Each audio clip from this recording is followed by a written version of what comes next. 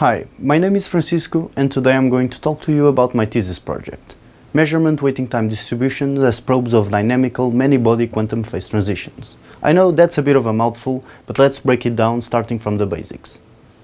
Every physics student learns in their first quantum mechanics course that there are two distinct ways to change a quantum state, either through unitary time evolution, governed by the famous Schrödinger equation, or through measurement, where we interact with the quantum state to learn about it by collapsing its wave function. These two processes are fundamentally different. Unitary evolution is deterministic. That is, if we know the initial state and the laws of physics relevant to the system, you can predict its future or past states with certainty. Measurements, on the other hand, are inherently statistical. You can't know ahead of time what the outcome of a measurement will be, making the process probabilistic by nature. So what happens when you combine these two processes? When unitary dynamics and measurement act simultaneously on a quantum system, they end up competing with each other. Unitary evolution generates quantum entanglement, while measurements suppress it by collapsing the state.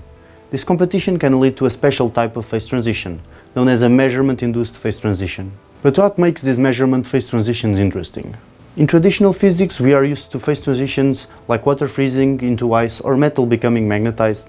These typically are associated with changes in some kind of order parameter that allows us to know which phase the system is in, like the density in the case of ice or magnetization for metals. But measurement phase transitions are different, as they do not rely on simple order parameters. Instead, they're characterized by changes in more complicated quantities like entanglement entropy, which quantifies how quantum information is distributed across a system. What we see in these phase transitions is that, at low measurement rates, the system can sustain what is known as a volume law, where information is spread out throughout the system. While at high measurement rates, the system transitions to what is known as an area law, where information is much more localized. These transitions are deeply tied to the competition between the two processes of measurement and unitary dynamics, and therefore, deepening our understanding of them can lead to advances in many areas, like quantum computing, quantum sensors, and even fundamental physics, by helping us understand the emergence of classical behavior from quantum mechanics. However, there is a big difficulty in studying these novel phenomena. Unlike traditional phase transitions, which can often be seen directly through macroscopic observables, measurement phase transitions require tracking the entanglement in individual trajectories. This means running an exponentially large number of experiments, an issue known as the post-selection problem. This difficulty has left many questions about these novel phase transitions unanswered, particularly in large experimentally relevant systems. Here's where our work comes in. We'll try to use a tool, known as waiting time distributions, to better understand these strange phenomena. Waiting time distributions can reveal themselves to be a viable way to overcome the post-selection problem. A waiting time distribution tells us about the time between two statistical events.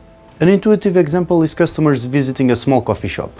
The waiting time distribution, in this case, would show us that in the morning rush, the time between customers visiting the shop is very short, while in the evening the waiting time is much longer. While waiting time distributions are quite a general concept and have been studied in a lot of different contexts, they haven't been widely explored in the context of entanglement phase transitions. Exploring the potential insights we can obtain from this statistical tool is precisely what I will be working on during my thesis. Thank you for listening, and hopefully this video piqued your curiosity for the field of measurement-induced phase transitions.